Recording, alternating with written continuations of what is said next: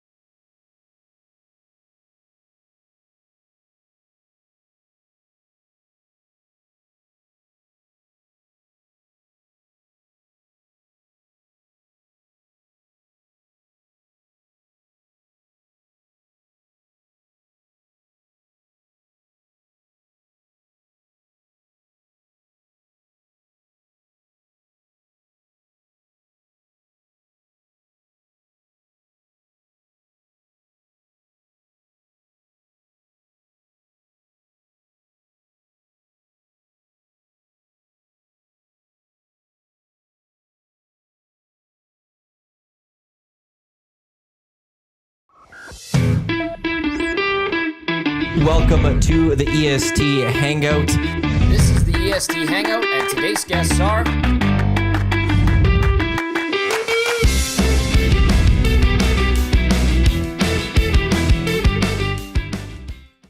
Take two. Welcome to the EST Hangout presented by Sentinel Storage, live right here on Edmonton Sports Talk, your clear choice for Edmonton sports. For those watching the video feed, you'll understand this audio stream. You wouldn't have seen anything.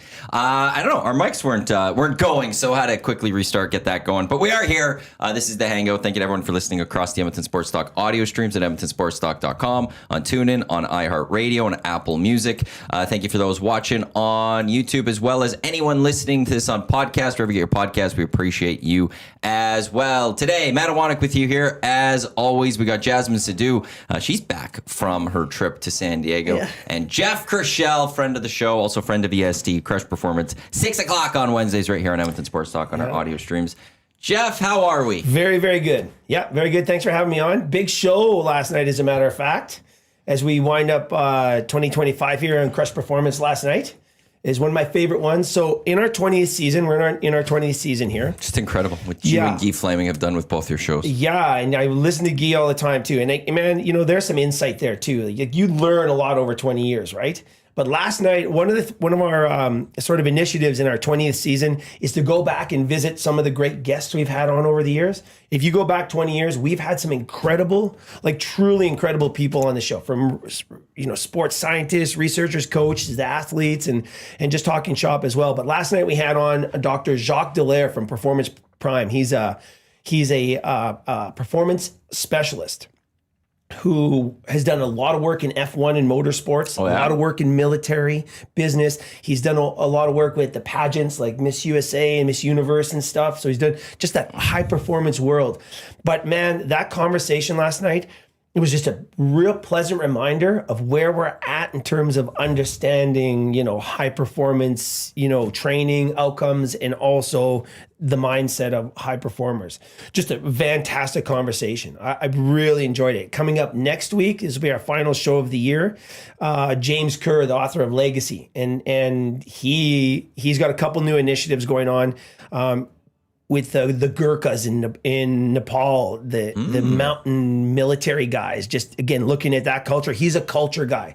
So in Legacy, he actually looked at the All Blacks, one of the most successful sporting organizations in all of sport and history of sport. But he went in and dove into their culture as they were getting ready for their push to the Rugby World Cup. Fascinating stuff. So I'm loving the show. And Wednesday nights, man, with you guys has been fantastic. So just thinking back at this, Declan Hill, was that he's the writer? A couple weeks ago. And you've had him quite a bit. He's been on quite a few times on Crush Performance. And who was the mob boss you had? Yeah, Michael Franzese. That's who it was. I remember you'd be coming in and recording with him when you recorded with him back at 1260. Yeah, and that was fascinating too. I know Michael through Major League Baseball and the FBI and stuff. Of course, he's one of the few upper echelon mob guys to ever walk away and survive, right? So now he goes out and shares his entire story. If you go back and listen to that episode, we're going to have Michael on in the new year. Are you? Because I was going to say, like, with everything that's going on in sports right now, that's what made me think of you speaking with him. It's just all the Chauncey Billups and Terry Rozier in Miami. We had Declan on talking about that, and Declan is an investigative journalist reporter. He dives deep into this stuff. Oh, it's scary. Like, we don't really know the depths of this stuff. It's deep, man. Like, it's really deep. Declan's coming out with some new publications here soon, looking at not just the corruption in sport. Like, he really dove into the FIFA thing and the world of soccer, football, European football, and There's Eastern no corruption European there, football. Jeff. Come on. That's all on the up and up. There's nothing corrupt in He FIFA. tells A a huge story. documentary He was about on it. he was on assignment with W5 back in the day. Yeah. And they were in Russia, looking at the connection between the Russian mob and corruption inside of European football. And scary. They're at their hotel. It's him and two cameramen, right? And they get a call, and he's got this network of, it's like a secret. It should be a great actual, like Netflix miniseries. He's got these connections of all these guys getting into the mafia, talking to all these, these notorious people there. And he gets a call at the hotel from like the top Russian mafia guy's right-hand man, says, Mr. X would like to have dinner with you tonight. And he's going, whoa, okay, so, and bring your crew. And yes, sir, we'll be there. There'll be a car waiting for you. So they get there, and the cameramen are going, hey, man, I wasn't paid for this. I was paid to come and document. I wasn't paid for this. And they're like, we got to go. They honestly, actually, he talked about it on the show a couple weeks ago. They weren't sure if they were going to walk away from this, but they could not go. Well, when a mob boss is saying, get in this car, Right. that can go two ways, But the crazy thing is, guys, he gets there at this dinner, and it's well documented. It's on this W5. He just, the guy talked openly about how they're just sort of controlling things behind the scenes. Puppet masters. Just crazy. But it's still going on today. So all these conversations we've had on the show for years and years and years, it's fascinating stuff. And so it continues. Yeah, it's fun. Is that mob boss? Is he Canadian? No. He was outside of Al Capone, Michael Franzese. Outside of Al Capone, he was the most successful mafia money earner since that era. He was making $10 million a week for the mafia at the high points in all different kinds of things. So after he stepped away, he did his hard time. Michael talks about how his father, kind of expected him to be in the family, but he was a real academic. He didn't really want anything to do with it. Things happened. He got drawn in, wound up, applying his business acumen, and just boom, he was one of the top money earners in New York, right? In New Jersey. Business savvy. Yeah. But he talks about it though. He talks about how disciplined they are. The rules, the hierarchies, and all this stuff. Just fascinating stuff. Anyway, yeah, it is a great conversation.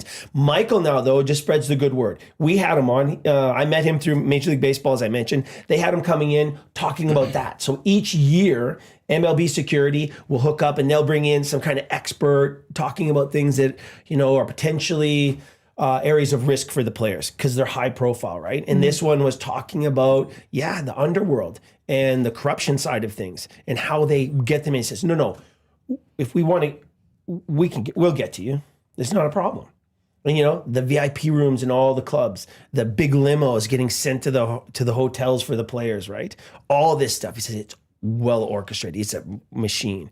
He says, we want to fix a game, we'll fix a game. But what Michael did, he tells everybody how they did it so we can be more prepared to push against it, right? See the signs. Yeah. That's the one thing I keep saying with when we now have the Chauncey Billups and all these stories. Well, Billups isn't one, Rozier more so, and there's been a couple of other players, Porter. Now we know, they're getting arrested and people are immediately jumping to just because gambling's in sports. But I go the other way, which is because we have gambling sports, we're watching it a little more closely. And the leagues have more access to this data to see when something is off. So we can go, no, that's not right. Let's go look at that. Whereas 10 years ago when there was no public betting as open as it is, there was always betting, but not where it is today. Sophisticated as it is now. Well, right? not legalized. Yeah. Right. We don't have betting. We didn't have betting patterns Well, or things like that. So we couldn't see when things were askew or when that didn't go right. We didn't have those red flags That's going how up. they got those guys, right? But now we have red flags. So that's one thing that I actually do look at and be like, it's a good thing these guys are getting caught to a degree, because this was happening in the past. Oh yeah, without question. Probably. But we weren't paying attention. We weren't seeing it. But now we're going to be able to catch them. Yeah. So maybe we could catch up. Maybe we could catch up with that underworld to be like, no, stay away. No, and you can see the betting trends. And that's how these guys got caught, right? And they even have the texts of the guys. Think about the Guardians, the guys, the baseball guys. These guys are making millions of dollars. That's a story that not enough people talk about. No. And I think that one's getting sort of pushed down a little bit for good reason. But these are guys making millions of dollars for what, $12,000 payoff in some pitching scheme. It goes a little deeper, I think, than we know. And again, I'm speculating there, of course, but it's interesting. But the data now and the social media, it can all be tracked. Yeah. So, Just interesting. those betting lines. Yeah. Yeah, but you were on that stuff long ago with those interviews on Crush Performance, Oh which man, has so always much fun. been great. Yeah, and it continues. We've only been doing the show every 2 weeks now because I got so much going on. But in the new year, we're going to get back to every week again because we've got so much to cover in the new year. So much fun stuff with the Olympics coming up and this whole controversy with the rink size and rink safety. Now the NHL saying, "Hey, if it's not ready, we're not going." Can you imagine the NHL guys walking away now? We're less than 2 months away, I think. Is it? Yeah. Yeah, about 2 months. I'm trying to think when. I It's think February, late February, right? I want to say like Feb 10. Yeah, Or no, maybe Feb 10 might be right. somewhere in there. But the arenas aren't even ready yet. Feb 6. They haven't made ice yet. 6 to Feb 22. Yeah. But I just don't understand. Like I'm fascinated by the thing. What on Feb 4, the NHL says we're not going. Right. What is that ramifications? Oh my. Is men's hockey just gone? Do they try to fill? Are the countries that don't have men's or NHL players, are they still going to go?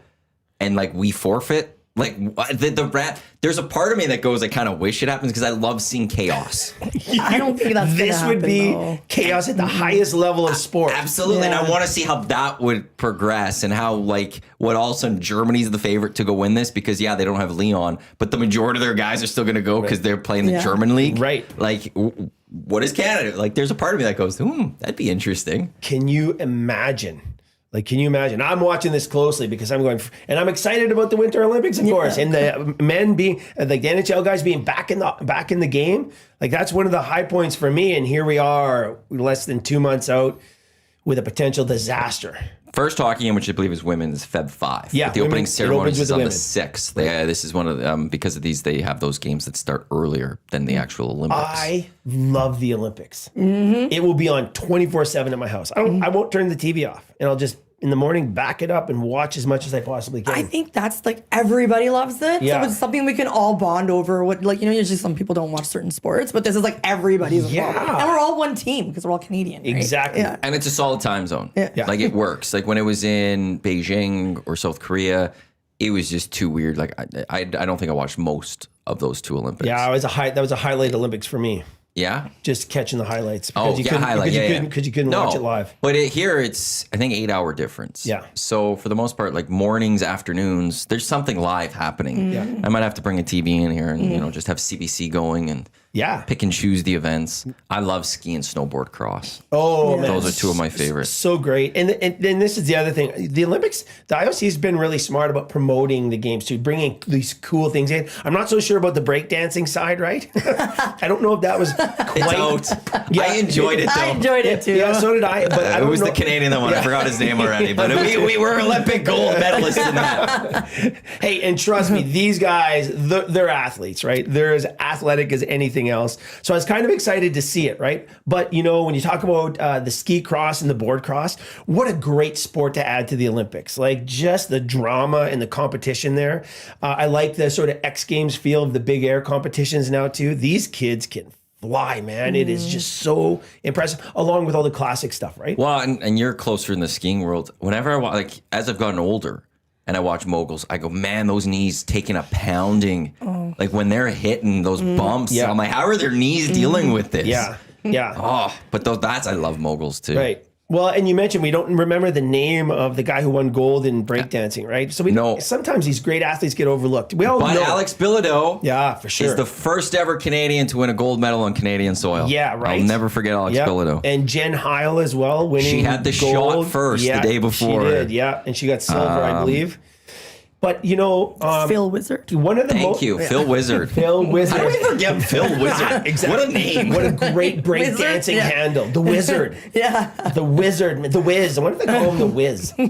Hey, man. That guy could move, though. I'll give him that. Yeah. But hey, talking about great athletes, maybe one of the most underrated, greatest athletes of our time is Michael Kingsbury, men's moguls. Yeah.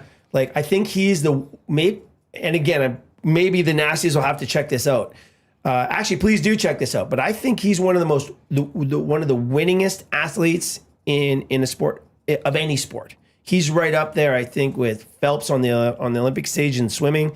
I think he's up there with Serena and Federer in terms of overall. He has a record for Crystal Globes. He's incredible. And again, I don't know if this will be his final Olympics, but he is still dominating the sport in a brutal sport. Like, if you think about what these guys do in the Olympics, in freestyle skiing, when they're at the top of the height of their jumps in the middle of a mogul course, they're 3 stories in the air at the height of their jumps. They land in a mogul field and ski out of it like they're just dancing.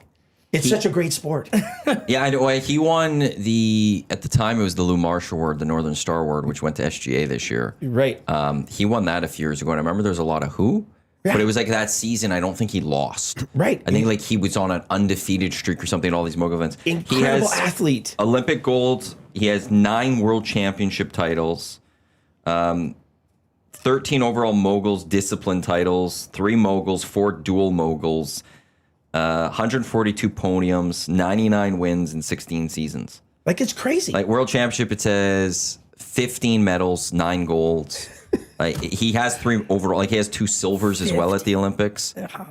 Like, he's just one of those kings of the court kind of guys, Kingsbury. Like, and if you ever get to watch him ski, which we will here, it's poetry in motion. I don't know if I ever told you guys this, but when I was a kid, my first time when I went down to the Blue Jays spring training as a guest. Right, I was working with some guys here in Edmonton. A couple of them got drafted, and the Blue Jays regional scout said, "Hey, what are you doing with these guys?" So we just kind of walked through it. And so I built a relationship. They kept, "Hey, do you mind if we send some other guys over here?" I said, "Yeah, hey, bring it on. That'll be fun." And one thing led to another. And I said, "Hey, wouldn't it be cool if I could maybe go down?" And I'm just out of school. So I had student loans going, and my wife and we just got married. And I'm trying to like politic this, trying to push it through the family budget, right? How can I figure out how to pay to go down to Florida for 10 days of spring training, just as a guest, to be a fly on the wall, to see what they do, so I could bring it back to Alberta and Canada and really up the program here. That was the idea, right? And I was working at Randy Gregg's clinic, and I was helping out Baseball Alberta because the injury rates were so high at the time. This is way back in the day, man. Like, this is in the 90s. And so I went down there. And I played baseball all my life, right?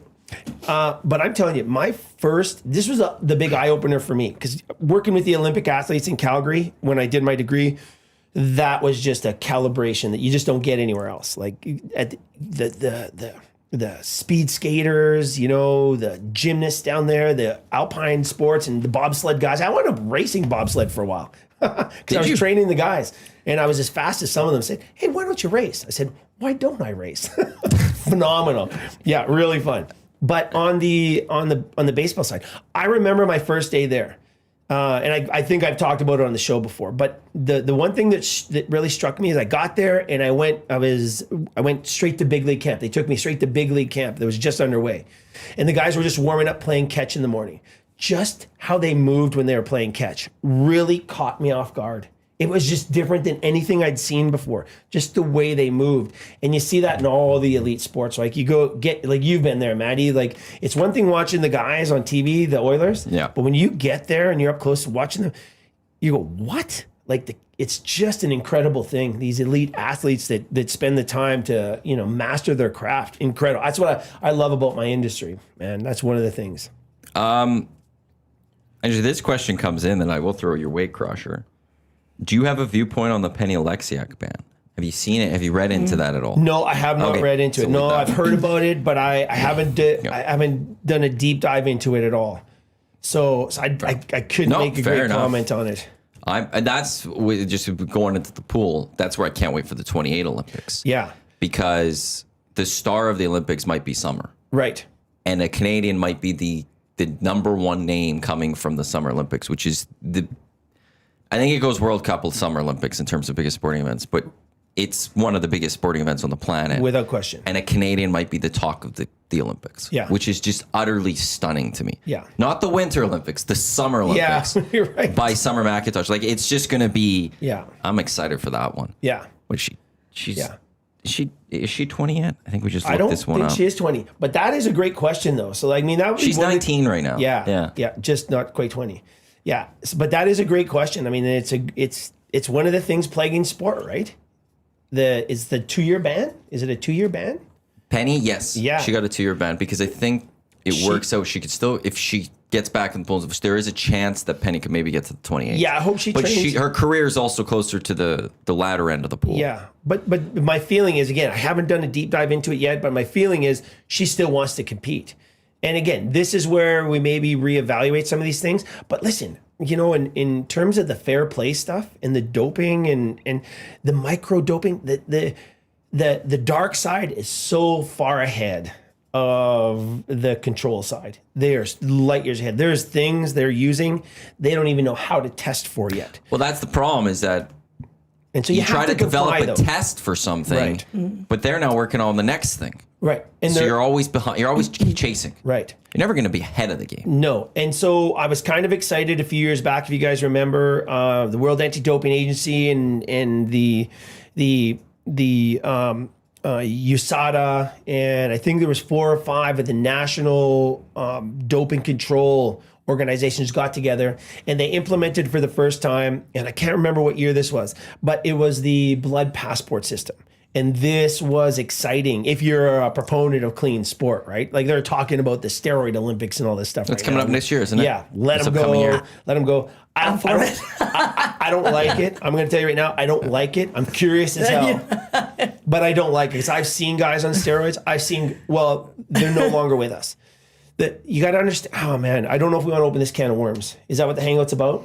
And we still Why have an not? hour and a half. You want to talk Okay. about juice Let's go. So listen, like I lived in Surrey. I am a huge proponent of clean sport. Yeah. I absolutely am. And I'll tell you why. Like, this is one of the reasons why, of course, you know, working with the Olympic athletes, and I think it has to be controlled. But one of the things that happened when the whole McGuire, Sosa speculation, bonds speculation, and let's just be clear, speculation. Then you get the guys that were caught. Andy Pettit got caught. Alex Rodriguez got caught, right? Literally cheating the system. And there's guys in the game, players in the game that are vehemently against it, right? And man, test everybody. And you've seen them come on. And I won't say any names here, but it was a first baseman. You guys can figure out who this is. A first baseman that gets to the All-Star game for the first time because he is just hammering the ball.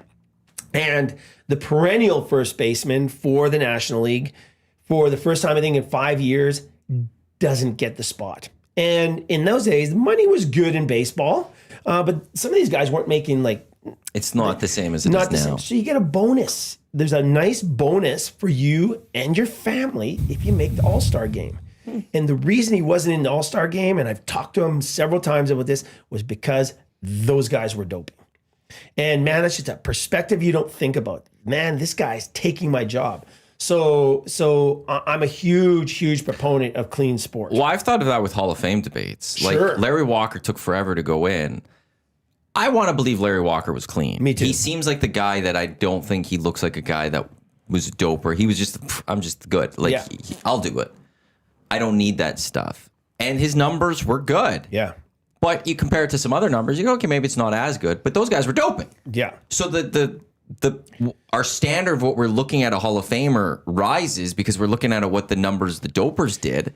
But it's like, but these guys were clean. Yeah. So our standard should drop because we're taking the dopers out of it. So We've talked about it this on hurts some of those other guys that it's Sure like, how does. many guys maybe didn't go to the Hall because their numbers were a little off because they weren't doping. Yeah, exactly, Maddie. And this is why. And again, that's just baseball, but it's every single sport, right? But you know, you think about this for a second, and you start thinking about the ramifications of this stuff, right? The long-term ramifications of the doping in that side. For me, in baseball, at least in baseball, no, in any sport, a positive test has to be the bar. The speculation side, Bonds never tested he's never positive. tested positive. Clemens never tested positive, but come on, let's But did he admit? Yeah, well, he did not Was in admit. Congress? I'm just trying to think. It was the congressional hearings He where said, I misremember. yeah, but the strength coach, Brian McNamee, who was in the big leagues when I was in the minor leagues, and McNamee went with Clemens to New York, and then I moved up to the big leagues after that.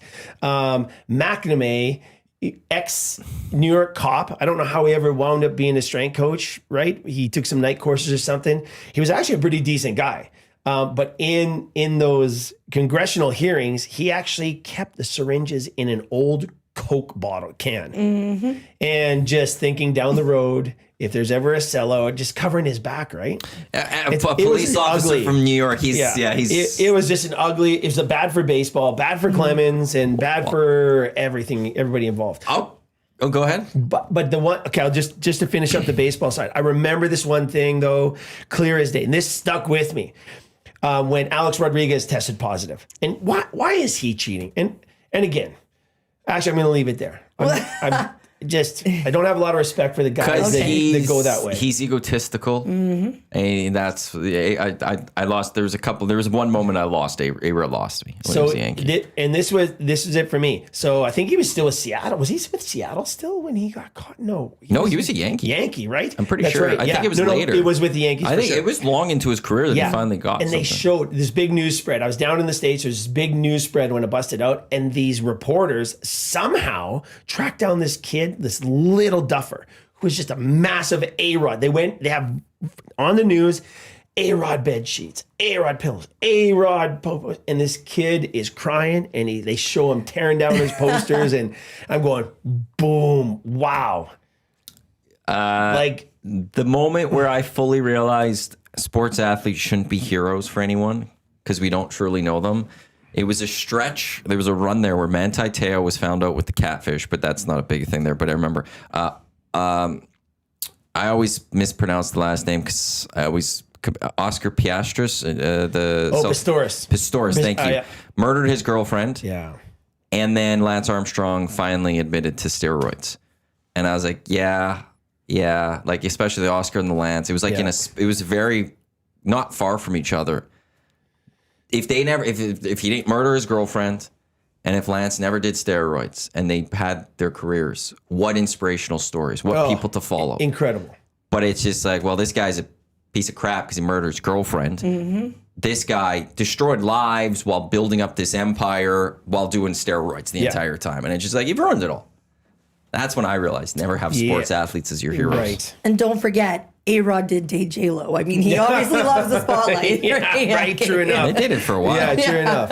Okay, but then this brings up the interesting debate, and I think I've had this conversation with you, but where do you come out with, and you as well, steroid users for the Hall of Fame? Yeah, no, it can't happen. No. You think No, it cannot happen. It can't. Yeah. It just absolutely, there's a positive make any test. sense. But there has to be a positive test. This is the thing, So right? Barry should go in. How do we know for sure? Unless he's admitted it, we know. We kind of. I've read Game of Shadows, Yeah. which was a fantastic book. Actually, one of the best interviews ever booked, and Phil's proud of was one of those authors joined JMO one day. No, it was awesome.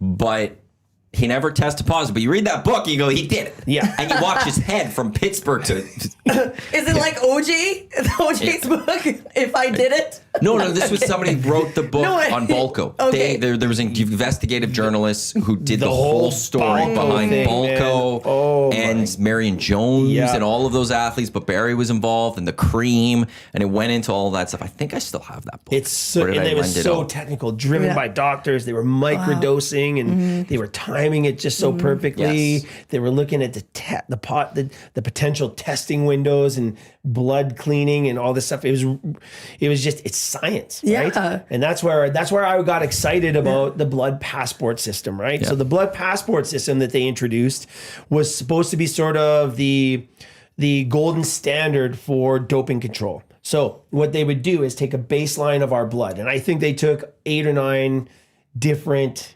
samples, and so they get a baseline of these 11, I think it was 7 or maybe 11 different markers in your blood. And if any one of them deviate too much one way or the other, there's only one reason that would happen, because something you've ingested or taken or injected has changed the chemistry of your body.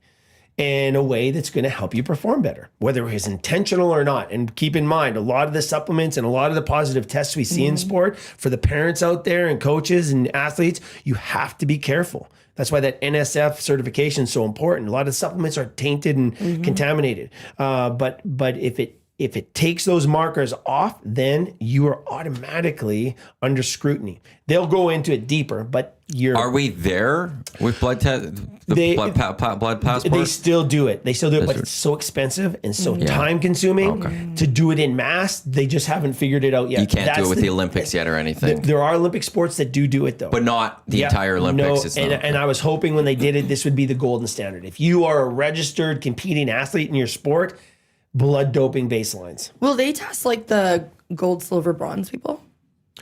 It's all random, and there is testing protocols for the winners, but it's just random testing, especially at the Olympics, but year round. And that was the problem with the swimming. She missed reporting her whereabouts during the testing windows, the random testing windows, right? Which is what happened to Zach Lars too in the CFL. Yeah. He got suspended for the first game of this past season because the tester couldn't reach him. Right.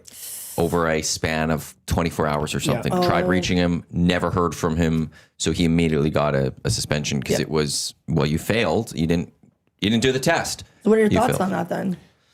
Like, is that Well, listen, her stance is, hey man, I like some privacy. I think that's kind of, and again, I haven't done a deep dive into it, but that's kind of the feeling I get from her stance. But I'm going, look, if you are going to represent your country or compete for medals or compete for money and sponsorship, that's part of the deal. It's just part of the deal. I would have to agree with you on that one. The one question, how long does something take to get out of your system? Oh, it depends what it is. Some of this new stuff clears very rapidly. This microdosing stuff, some of it stays for a months at a time. What would be like the quickest? Like a day? Oh, yeah, no. Like if you think of what they're talking about with the Balco guys and the day-to-day athletes, like the baseball guys and the football guys, they're looking at 24, 48-hour cycles. Okay. Just these little microdoses So then that's for where recovery and stuff. Yeah, unfortunately, you don't get if things could go out that quickly, if the drug tester calls and says, I need something. Yeah. You have to be ready for that. I agree with you. Whereas like if something took like 72 hours to clear your system and that was the minimum, then maybe it'd be okay, you got 48 hours. Yeah. We could expand that a little bit more. But if something could get out of your system that quickly. Well, you can go right back to Ben Johnson, man. Like when he left Charlie Francis and went down back to Jamaica to train before the Olympics, they had a falling out or whatever the story was. They just met in the follow-up investigation afterwards, they just missed the timing window. That's the only reason Ben got caught. They didn't time it properly.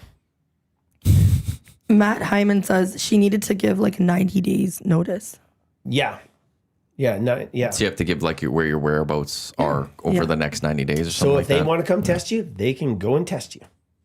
Just as a deterrent. Anyway, it's a deep conversation, right? But, I think for the integrity of sport, but also messaging to our young people, like, look, and here's the thing, guys, you got to understand, right? Like if you really understand human biochemistry, like, and the impact you can have with a solid diet, great supplementation, and really, really organized training, you can get results that are beyond. Like I have a strong feeling on this, guy. Just so through my years in professional sport, that there's a reason athletes go to the dark side, right? And the dark side, I mean by actually going into using some kind of performance enhancing drug. And I believe it is because they don't know what else to do. Because I'm telling you, we have trained athletes against guys and women who are using. We've gotten better results and long-term health, right? It can happen. You just need to know what you're doing. Well, and when this, like, I remember Sean Horkov got caught with PDs when he was with the Ducks, but it was the end of his playing career. And it was just one of those, this is a guy that was just trying to get an extra year or two in the game. Yeah. Like he didn't need it. His career was good. Yeah. This is a guy that knows he's lost the step. Guys are catching him, and he's just trying to stick around for that little bit more. Yeah, and those ones make me feel like, because it's like I'll always remember that with Sean Horkov, but I'll never associate him with that because his career, I don't think, was tainted. Right. It was at the end. Right. But then there's the other ones that you sit there and you go, well, I think this is the only reason that someone, to a degree, became a big player. Man, just think about it though, you guys. And this is where it gets kind of scary though, right? If you look at elementary school, like I'm talking grade 5 and 6, and you look at junior high and high school usage, It is scary. The numbers, it's scary as hell. Of steroid use? Kids using it. And most of them, believe it or not, one of the fastest growing user groups, young females, for aesthetic body image type reasons, right? And so we So how do they get that though? Like, how would an elementary school get that though? I hope kids aren't. Sorry, Jasmine. No, sorry, I have so many questions. Go ahead. Yeah. So I don't want to guide people the wrong way, but it'll be here tomorrow. But an elementary school kid, how would they get it? Like, how they can't pay for it? Mom's credit card, they freaking. But that's what, is the parents getting this for them, or are they doing this around the parents? You'd be surprised. Yes, sometimes it is the parents. And right? that's the part where I'm going, what? But I know a girl. Okay. Yeah. Her mom got her a nose job in grade 11. Okay. Yeah. Just saying. But that's grade 11. I'm talking like getting steroids for your high school. I don't condone that, but I understand. I have a 10-year-old or a grade 10er who's trying to get into a football scholarship or something. I'm going to get I understand. I to a degree understand where the parent is coming from. I disagree with it again. Yeah. But I understand that. A grade 5er does not need steroids. And a parent should not be going, let's make you look good. Here, let's inject you with some roids or whatever it is. Kids can get it. Kids can get anything they want. And guys, we could order it right now and it'll be here tomorrow. Totally illegal black market steroids. And here's what you need to know, parents. You need to be aware. So very few, like they've done surveys, and we'll get Donald Hooten on again. He's been on the show a number of times, but that's their area, educating kids, the Hooten Foundation. So his younger brother, and this is a story I think if you're okay, I'll tell this story because I think it's important for any parent watching right now or any coach of young kids to have these conversations openly conversations. So he's a great young kid in high school. And I believe he was in grade 9 trying to make the varsity team going into grade 10. Great young football player. This is Donald's younger brother, okay?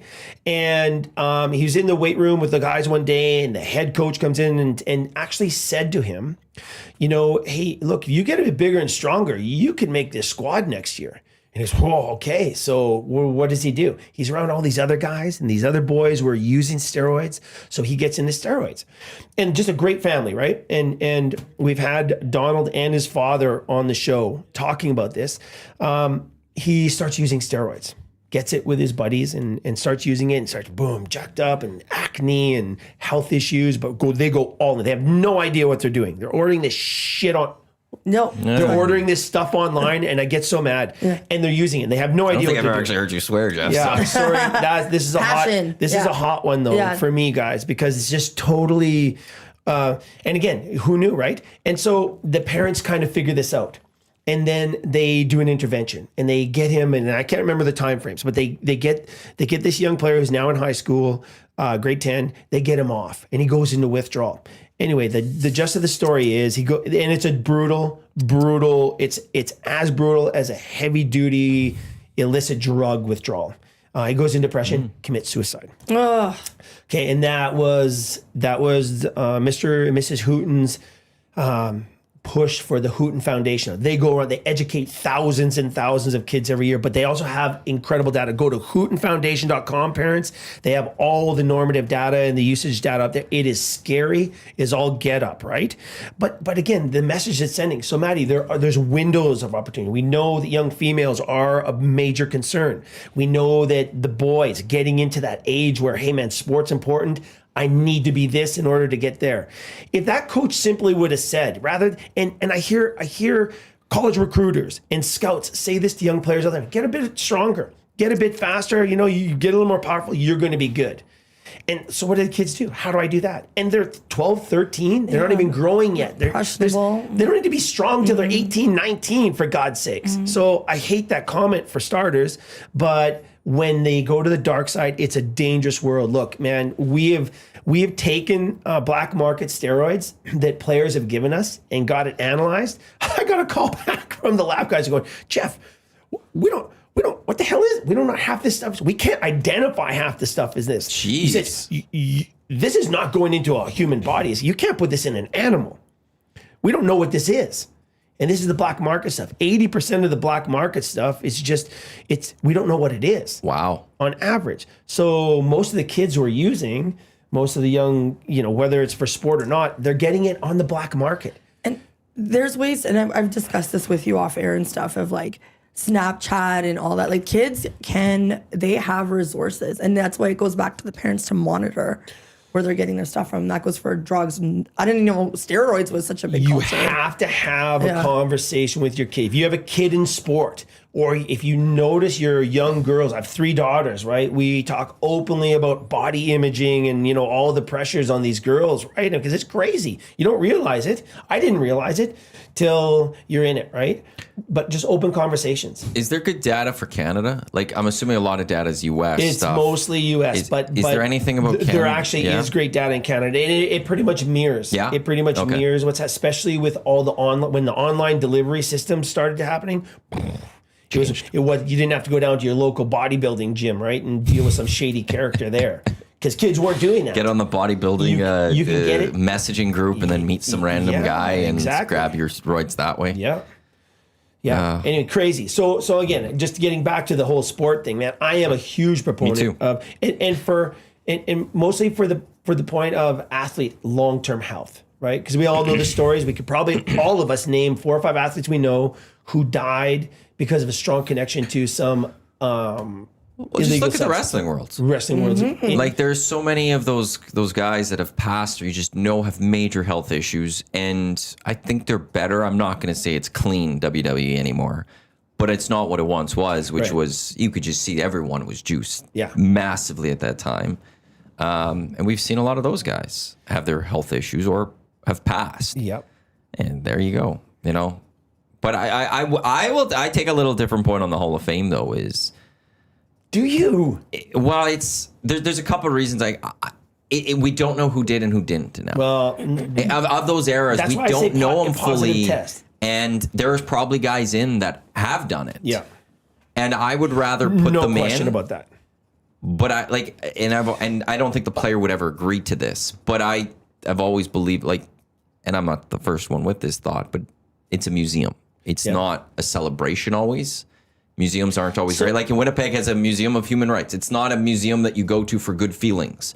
I would want something I would say if you go in and we believe that you had because Barry Bonds had a Hall of Fame career no matter what. Oh, without question. Whether he did or didn't, he was going into the Hall. And there's no positive test. But so I'm willing to eat the very least, for the guys that have positive tests, put that on their plaque. Agreed. That would be my point. Yes. Or inside Cooperstown, have a wing dedicated to the steroid era, this is what happened in this era. The players that played in this era, this is what was going on. And you could take it for what it is, and you could believe what it happened or what didn't. Here's Balco.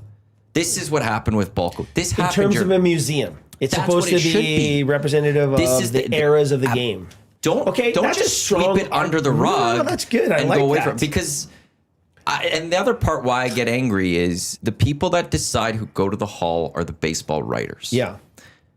And the baseball writers were just as much to fault about the steroid era as anyone else. It wasn't just Bud Selig. It wasn't the owners. It wasn't the managers. It wasn't just the players. The media didn't do their job. There was the famous story of the one Associated Press reporter in St. Louis that saw something in Mark McGuire's locker and went, Anderstein Dione. What is this? And the rest of the reporters were like, don't talk about that. We don't do that. What are you doing? And ostracized them. No, you had no problem promoting the league at that time and not talking about what was going on that apparently some of you knew. And now you want to be the gatekeepers and go, you did steroids. You're not allowed in. No. You're just his fault. So that's why I have my issues with baseball. No, I kind of like that. No, that's legit in my mind. In my mind, has not gone there before. But the perspective of the museum, I like that because that's what it is. It should be. It should be documented. Well, and that's the history of our games. Give those guys their due, but make sure it's perfectly clear. This is what happens. Yeah, we had the Mark McGuire, Sammy Sosa home run race that dominated the headlines of 6 o'clock newses. We started national newscasts with Mark McGuire hit another home run type stuff.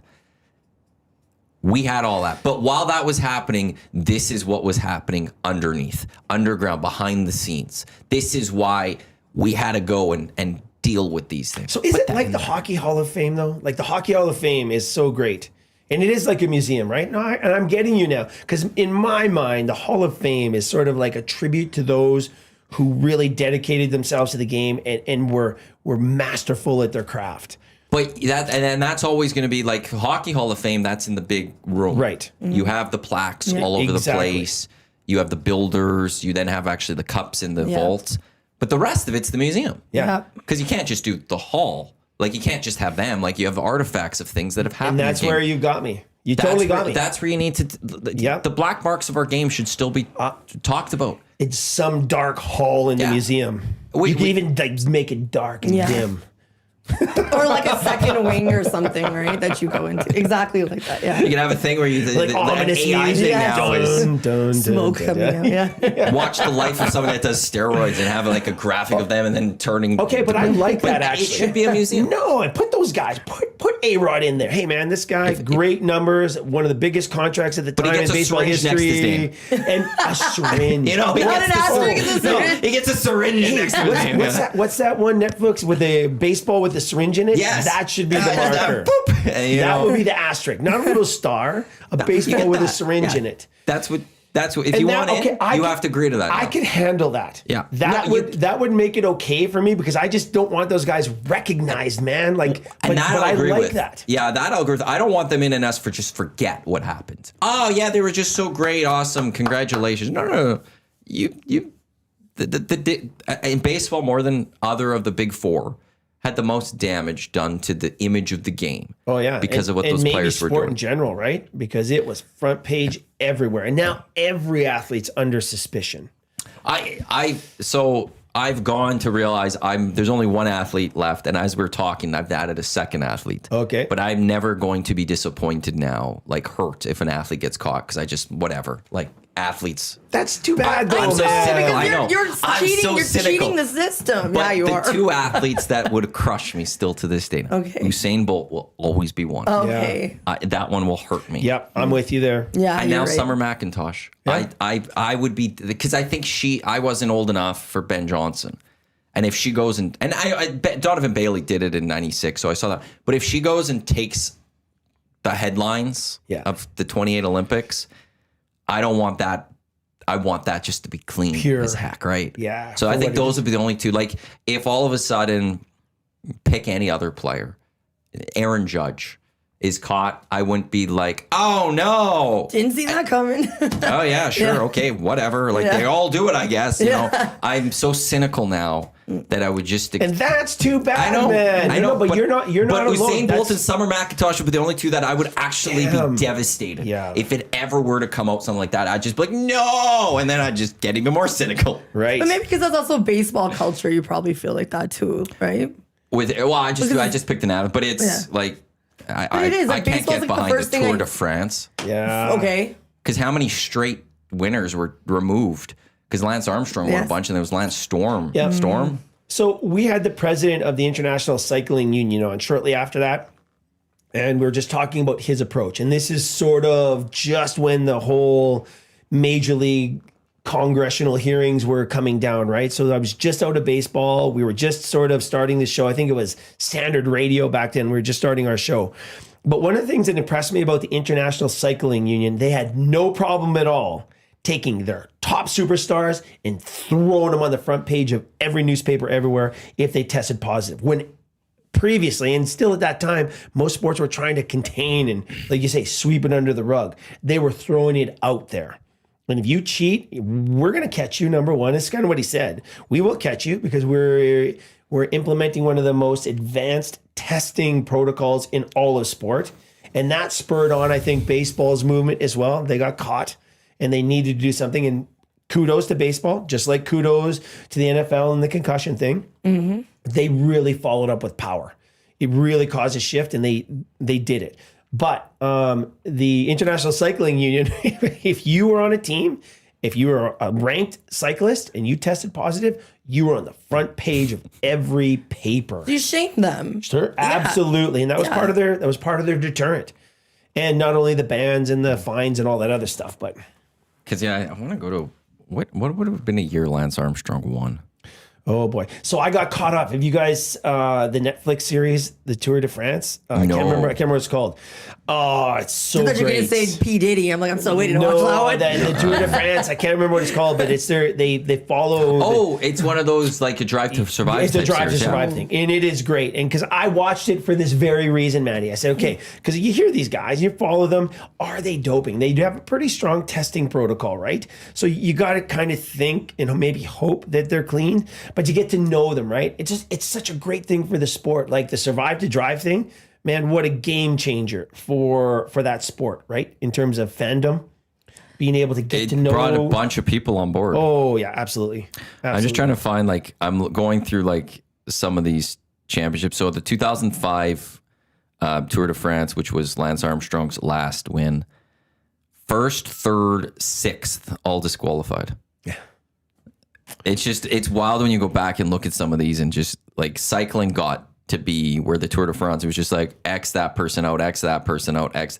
Floyd Landis was the other guy. Yeah, that was who the other name Floyd Landis was. for sure was another big one. Yeah, But yeah, now those doping games, that's May.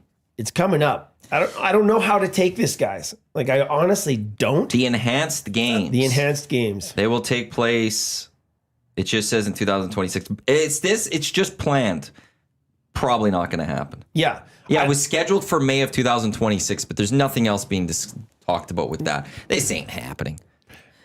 You know, originally, though, when the Olympics started in like whatever, 700 BC or whatever, 770 BC, you know, they did use like mushrooms and herbs and all Oh, that. It for was like sure. part of the Olympics, just Yeah. saying. Like in their I development. think it was part of their. They had a quite advanced athlete development programs back then. Like surprisingly, But that was all natural. yeah, There's no chemical stuff, which is what everything else is nowadays. yeah, the That pharmaceutical is still side. natural stuff from the earth Okay. that we're using. Yeah, I guess Zeus wasn't like stirring up, whatever. Yeah. At least I don't think they were doing anything else beyond that, but they were just at what did the earth give us, and they use those things. So, like, yeah, you want to take things that are not like hey, weed shouldn't be testing for weed. So okay, a natural painkiller If stuff. if weed is legal, I'm sorry, I don't remember right now. But if weed is legal, can they still do that? It depends on the league.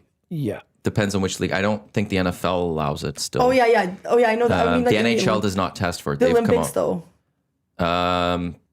I don't know what Yeah, the Olympics right? has. no, I can't. Let me look. That would be good. And I I don't think know what the that'll stance come is. down to the federations. Yeah, the specific. No, I think, or is that WADA as a think whole? WADA's got to have IOC and WADA's got to have a mandate on that, and I think it is a banned substance. I feel like it would be. Probably because the large part of the world doesn't Yeah. have it legal. Right. Like even the U.S., it is not legal in all states. Yeah. Yes, this is true. The Right. CBD oil was under scrutiny for a while, but I think that has been approved now, just Okay. for its calming effect, anti-inflammatory stuff. And I know talking with like JMO and stuff from his time with the Eskimos at the time, it was like for a lot of those guys, they needed it just to numb some of that pain. Oh yeah, That was what they were. They weren't using it to just get high. They weren't using it to get by. they was to get by. It was Yeah. just to deal with the pain of what football was. And then it shouldn't be. It's not legal. It's prohibited Yeah. in competition. Yeah. But yeah, hockey does not test, I believe. I believe they said that. I don't think it's a approved substance, but they've said that they won't test for it. So it's almost like decriminalization type thing versus legalization, Right. where when something's decriminalized, they're just not charging for it, but it's not legal. So I don't know. I don't know what the NFL, MLB, and NBA do with that though. I think the NBA's accepting of it again. Yeah, I think they turn like a blind eye almost, Yeah. right? Yeah, because it's again in the culture of NBA. Wow, there's just so much money to be had now, right? So again, there's a couple drivers, and one is those young athletes trying to break in, and then there's those athletes trying to stay there. Athletes who are just sort of on the bubble, right? Even like the collegiate pro, gotta be. It's just such a sensitive area, and when you're not quite there and you don't know what to do, a lot of these athletes turn to that stuff. Well, in football, there's many that the getting to the NFL would be the ticket out of get their family out.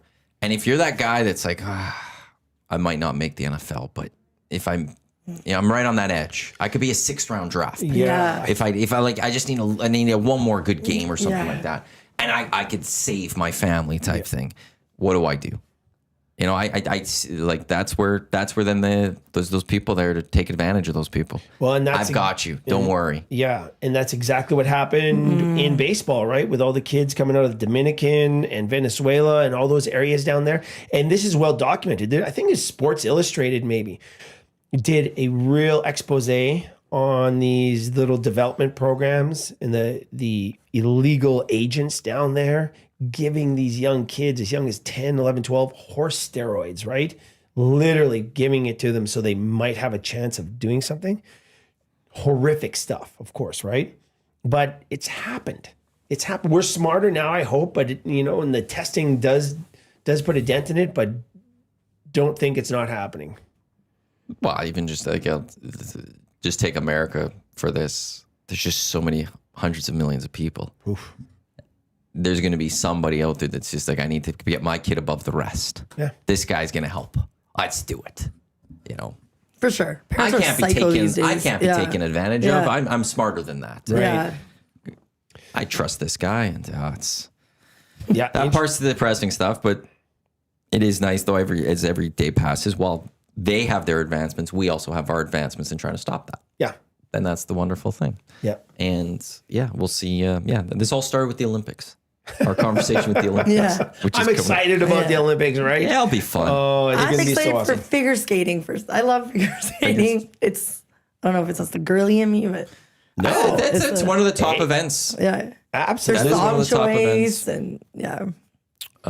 Imagine on a skate blade, jumping up 4 rotations and landing that. And then being judged to be like, that was okay. Yeah, right? Well, No, it's the judging of Olympic sports is always one like, the best. who's going to be the bad judge this year? But then we also all become experts and go, what is that judge thinking? Like, I've been watching this sport for 3 days. I know what I'm talking about. This judge who's been around the sport for decades doesn't know what they're doing. With chips and pizza. How dare this on 8? Really? Or like, that was terrible. So it makes the Olympics also the best. We're all experts on these sports that we only watch every 4 years. And we're yelling, no, that's clearly ours. The technique there is a little off, Yeah. That's not how I would have done it.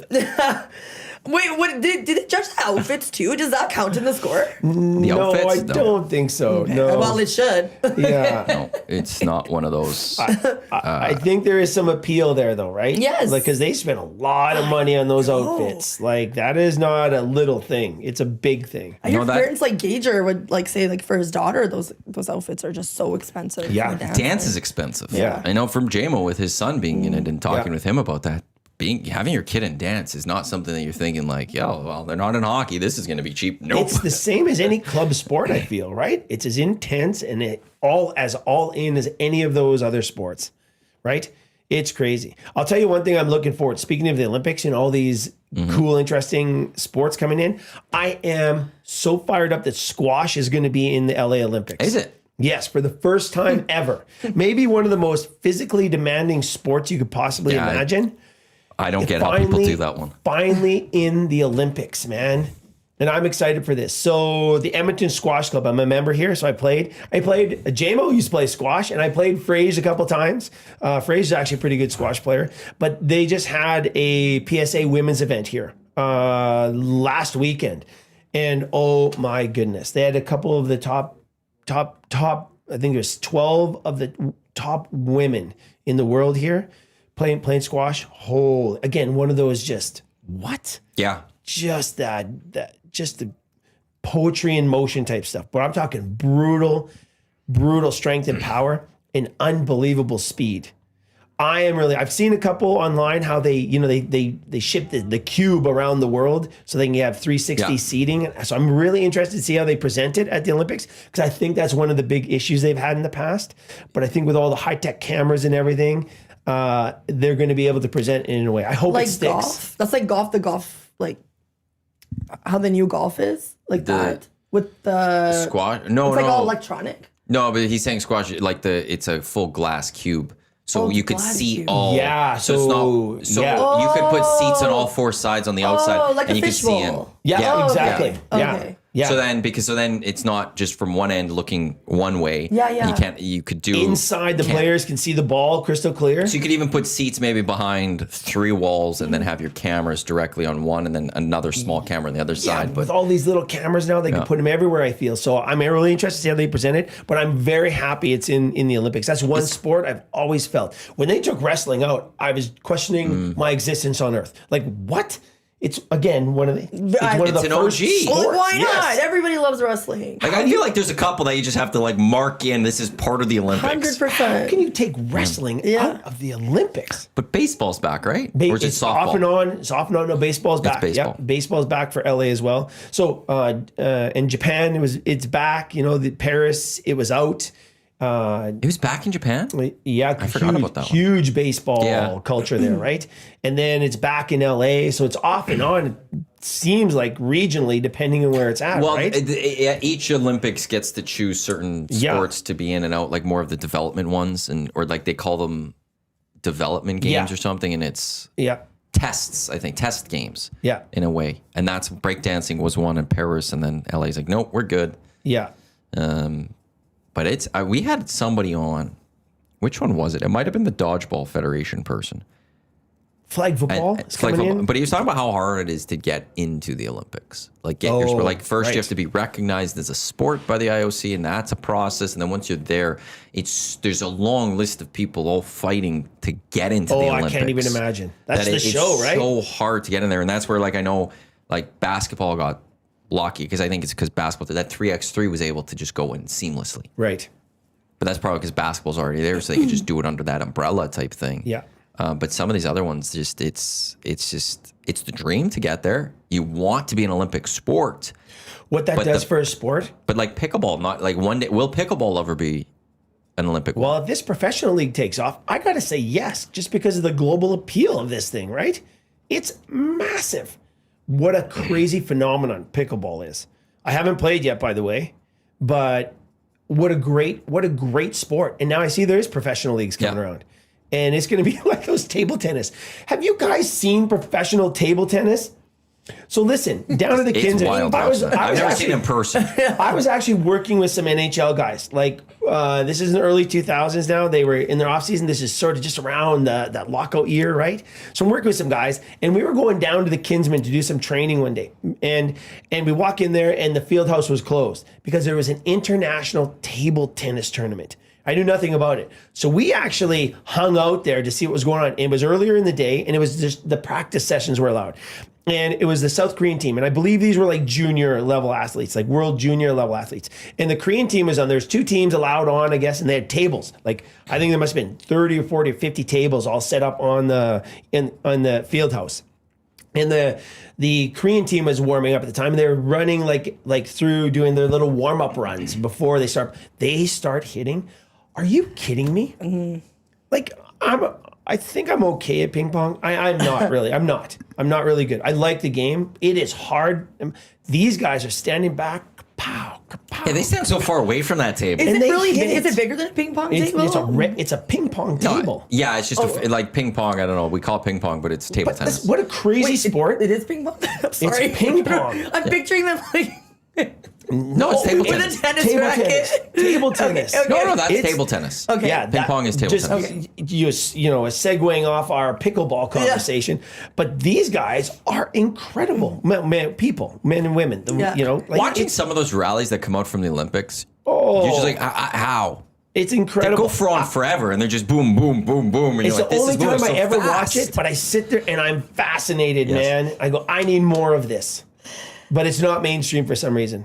But it's kind of like, it reminds me of like, you know, it's Saturday, they'll have darts on and from Europe, and they got these big dart halls, and these guys are like gods on earth. Like everybody's got their big steins of beer and their signs, and they step kaboonk, kaboonk. So I heard this, and I don't know if it's true, but you know why they dress up apparently? No. The people in the crowds. Yeah. It's because they don't want they're skipping work, and they don't want their boss to know that it's them. I love it. See, that's an act I can get behind. Yeah. Skipping work for a big dart competition. That is hilarious. Right? Yeah. Are you kidding me? But there's all these crazy sports that are great. Like even the professional bowling, you don't get to see it. But when you see some of the big ones in and like the arena's packed. And these guys, everybody knows their names and they're cheering. It's so much fun. That's sport for me. You know what I mean? That's sport. Even like the World Cup of Poker. Just don't get it. Oh, well, yeah. I'm just gonna switch spots quickly. Yeah, I gotta do something. For our iHeart. Yeah. Yeah. Hello, LT. Hey guys, how's everybody doing today? Sitting in. I was listening there in the back too, and it's a really enlightening. You kind of been going around all. I want mutant leagues You do. in a fantasy way. Like, give me your pure sports. I don't know if we've jumped off the conversation now, but I just want to get on record. And then give me one where you can experiment. And athletes willingly sign up to be part of the experiment. Oh no, yeah, but absolutely. you get and like let's shoot for the limits here. What parameters do you put on that though? None. Like none. Oh, Like you can have the scientists of the world, like everybody, and then it's kind of like just a petri dish of seeing what we can do. So a bunch of Seeing what heights we can- steroids, rip a line of cocaine before. And whatever then, you want to do, Yeah, and see where it takes you. And then we measure the results, we Yeah, get like- everything, and but again, as hilarious. players, you have to like willingly say, Yeah. hey, your body's on the line. This is all for science, in the spirit of that, and we'll see what happens. And then you have your separate. You can have your records for that, but then you have your pure sports or purity or whatever. And I don't know. No, you're right. Like, this may not be the same comparison, but it's like, for example, let's just say it's all German Shepherds. But now we're mixing with like a German Shepherd cross collie or border collie or something like that sort of league. It's going to be obviously more elite. Yeah. Right? Yeah. But you could have like a German Shepherd and like a rhino or something. Sure, why not? There you go. And see where it Or takes an you. I don't know. elephant. Yeah. Sure. See, this is where it takes us. This is where Thanks, rhinos LT. and Wow. German Shepherds. Was it in there? No, I don't know if. I had to put it together.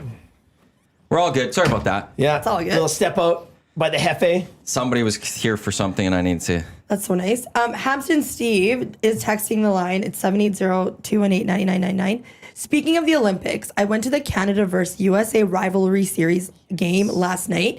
Canada could be in big trouble in Milan. Their defense play looks worse than the Oilers' early season defensive play. The American goalie also played really well. If Canada doesn't clean up their defense, they won't sniff a chance at another gold medal. Hopefully they play much better on Saturday night's game. Yeah. I was looking forward to this rivalry series. I love this rivalry series thing, right? But the U.S. women, they are at another level right now. Like, they're totally at another level. Like Grady, you mean? Like, Yeah, just in the way they're playing, like the way they're playing, like it's incredible the way they've advanced their game. Like, it was, I don't know if it was 50. What is the historical win-loss count there? I don't know what it is, but I think Canada kind of had the upper hand. But watching this build up to the Olympics, the U.S. is dominating this team. And I don't know if Canada's younger right now. I know they've lost a couple key veteran players, of course, right? And I wonder if the Women's Professional League is influencing this as well. Are all the players there? For this rivalry series? Yeah.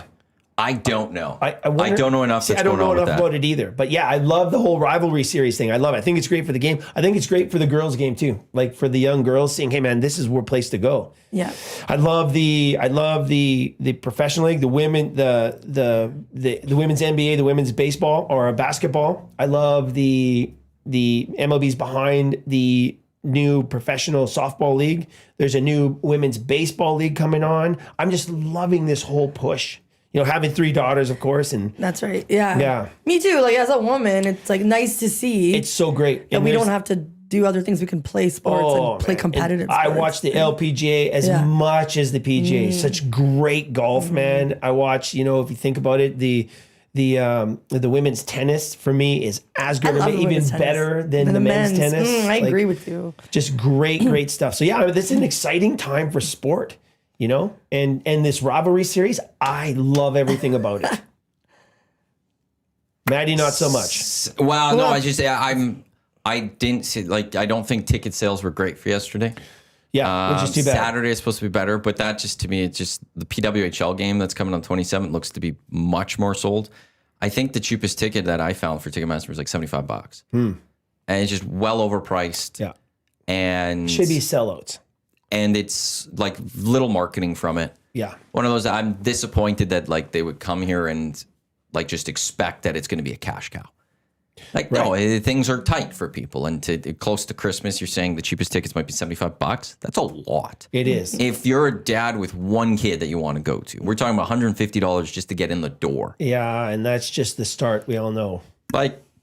You're looking at $300-400 a Come day, on. $500 that day. And that's where the PAWHL, I'd like when I was like, it was like $35 or $36 per ticket. Much easier. That's okay. Well, for less than 100, two of us can go to this game. Yeah. Plus, I still have money to buy something else. That's great. So I'm very disappointed that Hockey Canada has come here and it's just like people will just show up. We could put this for whatever. It's like, well, no, it's I wouldn't pay the that Oilers either. have not sold out their last couple of games. Right. Yeah, it looks empty in there. Sign of the times. Well, and they're not Well, even, not they empty can't even for the- announce a their seats. sellout. Yeah. Like it's, I can think see them too. last game was 17 something and it's just, things are expensive. It's not playoff time for the Oilers. So people are, why am I showing up? Yeah. Yeah, it's the holidays. People are, have to buy presents and there's other things you got to do, right? So And they're not winning like a winning team Yes. should win. I didn't want to say right? I'm glad you did. No, but it's true though. Like, I mean, just look. I think the greatest, again, I hate to always go back to baseball. Well, like you talk about, no, football, NFL sells out. NFL is impossible to get a ticket, even if the team's not good. But those, they sell. But look at the Blue Jays. Start winning, you can't get a ticket. I remember games where there's less than 10,000 people in that freaking building. It was an empty cavern. Start winning, people will invest, right? Because it's fun. It's fun to win. Pepper in a loss. Like, I mean, what a ride that was. And it's just a long slog to get to the playoffs. Oh, yeah. That's when it matters. Right. By the way, this is the EST Hangout presented by Sentinel Storage, Canada storage experts for their 2 decades of helping Canadians through life transition. Canadian storage provider. Be sure to buy Canadian portions of this hour of the Hangout. They're brought to you by the High Product Marketing, official merch partner of EST, promotional products that bring the buzz. Check them out, thehighproductmarketing.com. We got Jeff Krushell from Crush Performance, as well as Advantage Sports Medicine, with the Crusher being there. Jasmine, Sidhu, Iwanyk with you here on the Hangout. We got Lock Shop coming up at 11. We got 2 guys that go like EST Afternoons, Reed Wilkins Show with J Mill. Now I'll take it till 6 o'clock, and then we got the GCL Diesel Ulster and pre and post game shows tonight. As Tommy and Benny will get you set for Oilers and Red Wings, which will be taking place down at Rogers Place, the last of a 5-game homestand for the Edmonton Oilers. I want to get back to baseball here a little bit. Yeah. Winter meetings going on. Love it. Just wrapped up. When you look at this Jays team, can they do it again next year? Are they built? Or was this like, there's those teams that come and it's a flash in the pan. They have that great year, then they fold. When you look at this team, is this a team that is just good? They're good. Like, they're very good. But a lot of this now, it's such a fine line, right? Especially in a game like baseball. But they have depth now too, though. So I'm kind of liking what they've done. They've still got a few moves to make here, I believe. A great signing here over winter meetings. So that's nice. Winter meetings were quieter than I thought. But, post winter meetings, there's still some massive free agents in the market. And Bichette, Bichette's still in the Blue Jays conversation. It's just, he's not going to wind up there. He just You don't think he's met gonna go to with the Jays? Boston. No, Bo. You think he's gone? Yeah, he Yeah. just met with Boston. Apparently, it was a positive meeting. Yeah, I don't. Yeah, but you also throw those meetings and those things out there because you try to bump up the Oh value yeah, from like another a team. Tawny, damn you. I think Bo wants to, again, I don't know Bo, but I think he wants to be there because look what he's been part of creating that success that they're about to hopefully for the next 5-6 years go into. So I hope he's there, but I don't think defensively, he's just not worthy of a 7-year, $600 million contract that they're probably looking for, right? I think the Blue Jays would be all in on a 3 or 4 maybe max deal. He wants something more substantive, I think. And I think there's teams that will give it to him. He's second best hitter in baseball, despite his injuries last year. But on the defensive side, not quite where he used to be. And I don't know why, though. I don't know why. And I don't know how trainable that is for him as a player. But that's the one big piece of the puzzle that I think is missing. And the Blue Jays seem to be working around it now. So in my opinion, is right now looking at it, I don't think he's going to be in the Blue Jays, which is terrible. I love the fact that him and Vlad kind of came up together and Okay, if he's not there, but Kyle Tucker is. yeah. Is that a win? If they're going to talk, how can they do both? I mean, again, it's a beautiful thing about baseball. Does that make the Jays better? Minus Bo, add Tucker. Are they better? Are they the same? Or are they worse? Oh man, that's a good question actually. And I would have to say they're probably, but again, depends what else they do around it. So you want look? Here's what I said. Okay, because I got the feeling a few weeks back, Bo's not coming back. So say, what do you do? What do you do? You know what you do? You go get Mike Trout. Get Mike Trout out of Anaheim. Do you trust his health? No, but listen, so I don't trust Springer's health either, right? Okay. So you have Platoon, Trout, and Springer in right field because Trout is training in right field right now. So no longer center, but he is a stellar outfielder, right? Get Berger back into the infield. Get Berger back on third base where that's his place. And he's a great third baseman with that arm. Now you add Trout's bat to the lineup. That infield, even without Bichette, was one of the best in baseball, right? And Bichette's not going to be there for his stellar defense anyway, because I think they're as good without him as they are with him. But Bichette's bat is something else. Right? So my theory is get Trout. Go for it. I hope they're listening to me right now. Go get Trout. And Trout, 31, no, maybe 34 now. I'm not sure.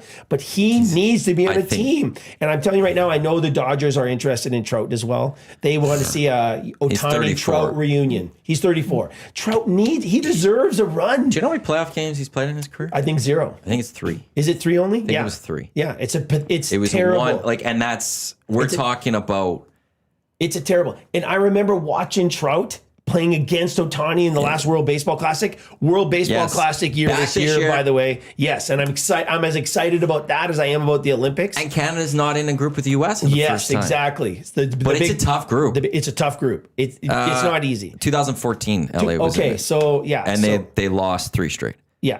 What did Trout do? But I remember Trout playing for the U.S. against Japan. That was some of the finest baseball I've ever seen until this World Series. They went to go to McDavid and they're asking him about Trout versus Ohtani to end that World Series or that World Baseball Classic. It was that big, it blew up. It was great.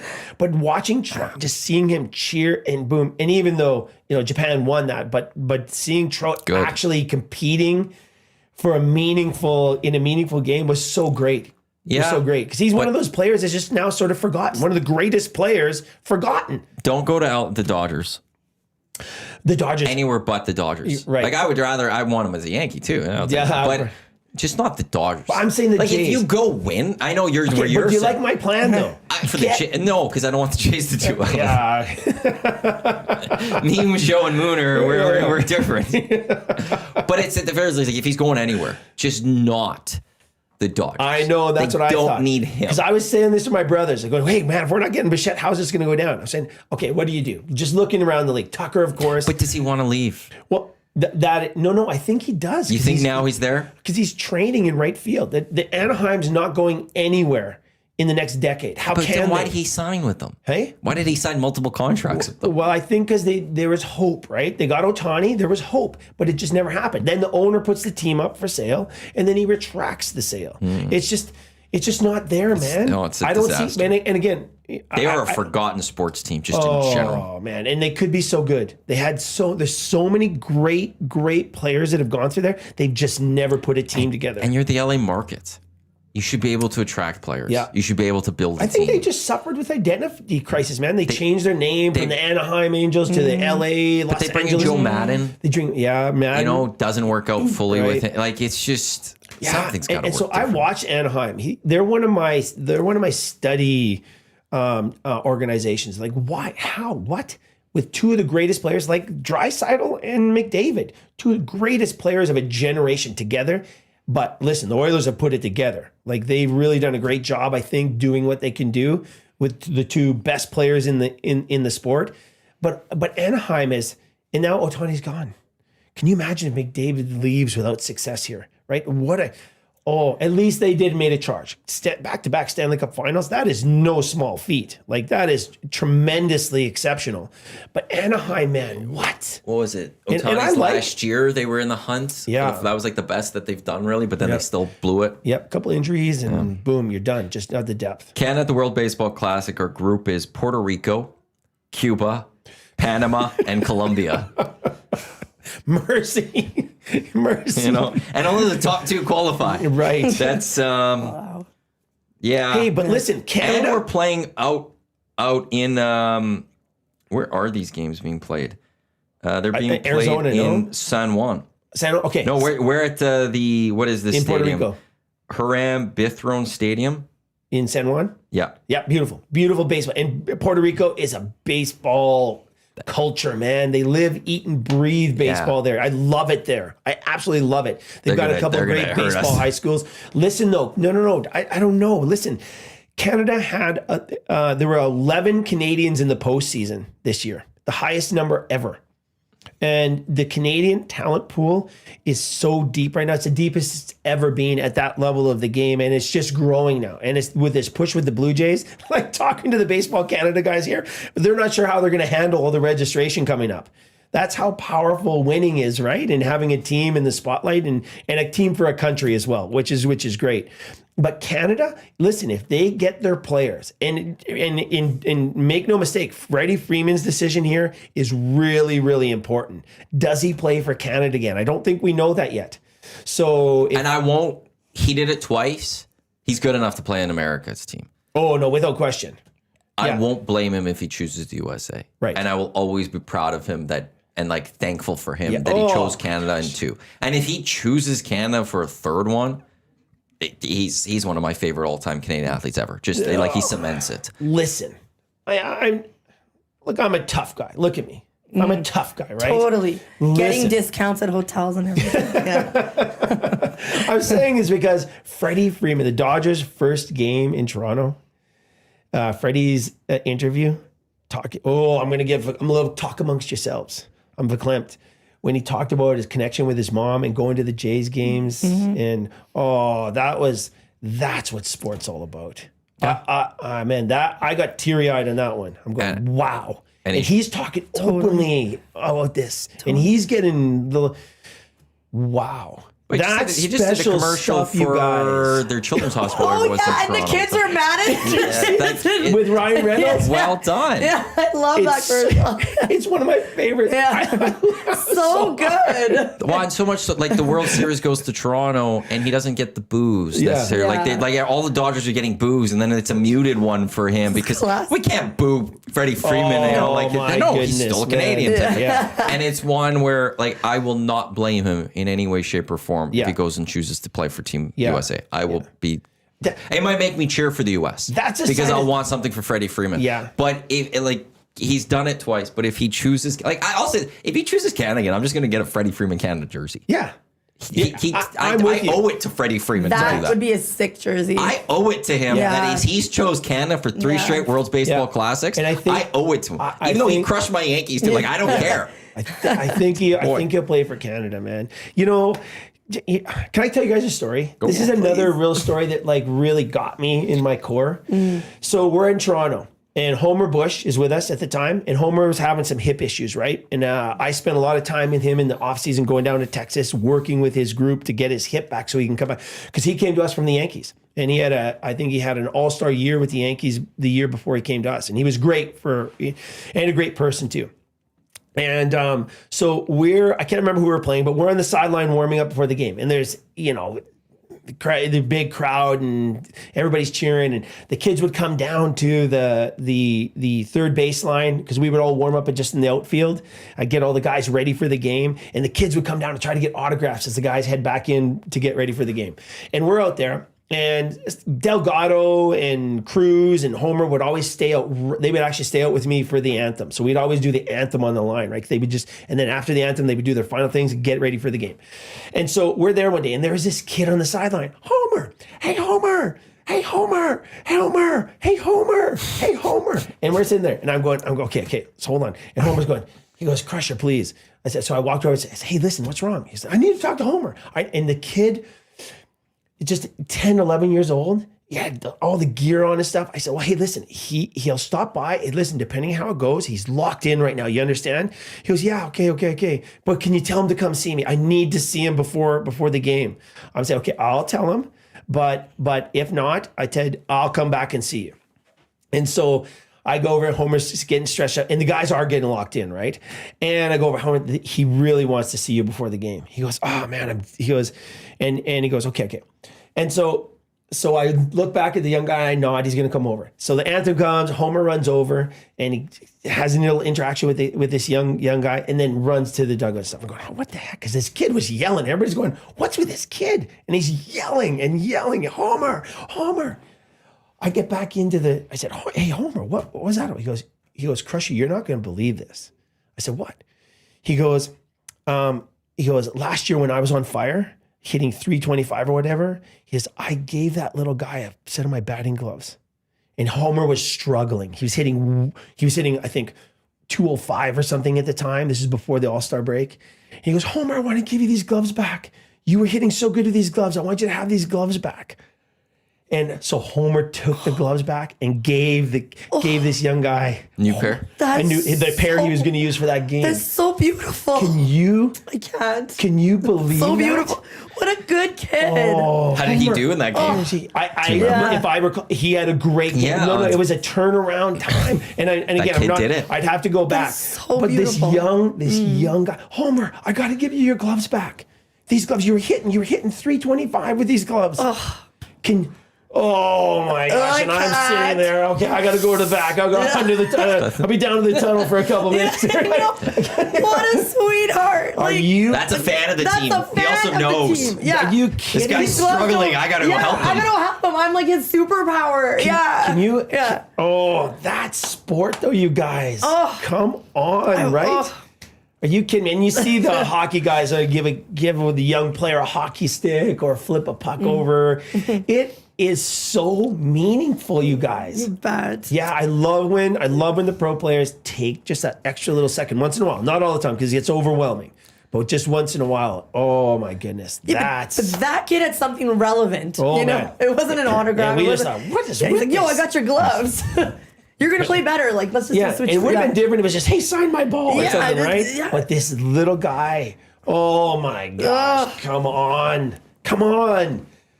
Oh, so many stories like that though. Like so many crazy, great things that happen. And that's just in my little time, right? So that's the power of sport. That's the power of sport, man. I really love it. And again, that goes back to what we were talking about before with the Elks Academy thing that they're doing. I pulled that up. The Elks, did you? Their development program. We brought this up love with Nick Anderson yesterday because he's he's coaching, helping with this. He is, The okay, Elks yeah. are continuing. That was a great interview, by the way. Thank you. With amateur football, the Elks have announced the E Select, an elite level travel team where Canadian athletes aged 12 to 18 can get high level coaching and education. This is right from their website. There's a tryout or can be recruited to receive an official offer to join this. But part of the coaching staff is Aaron Grimes. Nick Anderson's on there. Kelvin McCarty, Amondo Sewell, Jet Roberts, former EE alum, are part of this. You're a fan of this. They're playing in 2 tournaments, one in Moose Jaw in January, one in Mexico in February. I love everything about this, especially for a game like football in Canada, right? The high school programs are so good. But again, to get that next level of coaching and experience, we have all the academies and we have all these crazy things going on. There's not a lot for football, at least not that I know of. And I tell you, some of the going from baseball, and I've worked with hockey before, actually, before going to Major League Baseball, I was actually helping out with the Oilers with their testing, and I ran their rookie camp for a couple of years. Hockey is a beautiful, great sport to train for. So different, much different than baseball. But football, man, when I was working with the Eskimos, the Elks, for those years, I think was the most fun I've had in sport. Because working with Ricky Ray and Jason Maas were the quarterbacks at the time. And they hadn't seen some of the stuff with shoulder performance and shoulder training, right? And movement training wide open. We had an unbelievable receiver core. Running back, Calvin was there when I was there. It's one of my favorite people in sport. But the offensive line, the offensive defensive line guys, that was maybe the most fun I've ever had training athletes in my entire life. Because these guys are monsters. And they have a very special task. And to train for it is you can attack this stuff. And so when I hear kids getting exposure to that kind of information, that is so great. That's great for Canadian athletes in general. So good on the Elks for doing this. I don't know if other teams do it or not, but when I heard about this, I'm going, great job, guys. I love it. It has Chris Morris all over it. Oh, Former yes. high school coach, university coach, educator and all that. Yep. That's what this screams Chris Morris all over the Amen, place. yeah. I do have a question for you because you'll know this better. If I'm not mistaken, I think in January, Glen Sather Sports Medicine is closing down. Yes. Is that a major loss or is it have things spread out that it's it had its purpose? Where do you come out on the fact that when I had my shoulder injury, that's where I got it finally diagnosed. It was Dr. Boyko I got. Yeah. And he figured it out with a snap of the finger. And I've ever since been if you ever have a sports injury or something, like get to Glen Sather if you can. I went there too Absolutely. with my foot injury. Yeah. Is that a huge loss for our community? I think it's a huge loss for the community simply because it's the Glen Sather yeah. sport medicine clinic, right? And people knew what it was all about. Now you've got these other great Advantage, one of the partners here, and people that's kind of where everybody's going to wind up. A lot of we're going to wind up there for sure. So they're going to really be doing a great job. But there wasn't a lot of those back when Glen Sather was happening. No. So is that where it's like we're balanced out, that there's just more places to go? Possibly, yeah. And I think just the way the university environment and the whole environment has changed, it just wasn't sustainable anymore because they were losing money from the sounds of it, which is too bad, right? Which really is. Well, our healthcare system shouldn't be about a moneymaker. Right. In my mind. Yeah. Yeah. Right. So yeah, no, it is. It is a change in the landscape, most certainly. Most certainly, for sure. Yeah. But I mean, all those doctors and physios and experts, they'll still be in our community. We just got to find them now, right? And that's the thing. Yeah. So that was a big surprise. Okay. Yeah. I just didn't know if like, okay, well, it's everything. Everyone's just moved around, so it's fine. Or when I saw that, I thought, oh, that sucks. Yeah. And So did I haven't that had a was chance my to talk exact. with you. It wasn't just that. But how? Why? How's that possible? Because it was also they're training, right? They're teaching. Was it a teaching part to it? Yeah, I think because every time I went in, there was always like, there was mentoring, somebody there. Yep, apprentice hours and mentoring there, and the connection with the university. But it was kind of it started out as a varsity sport support structure, right?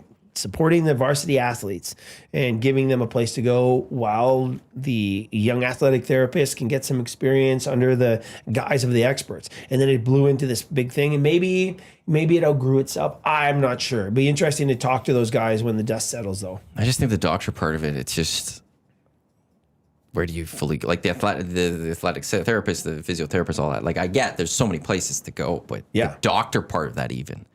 Right. Like there were some top end doctors that were, no. again, Dr. Boy, who I had was Eskimos while you were there, and then he was Oilers doctor for like you had guys that were Duran Nadeau is there as well, taking over. You had great doctors like Dr. Clark, Dr. Reed started it all, right? Dr. Reed was one of the main doctors for the Oilers and the Elks Eskimos as they came in, and he sort of mentored everybody. So we lose kind of that hub, that identifiable hub for this. And there's other great clinics out there right now. So we just got to search it out. Yeah.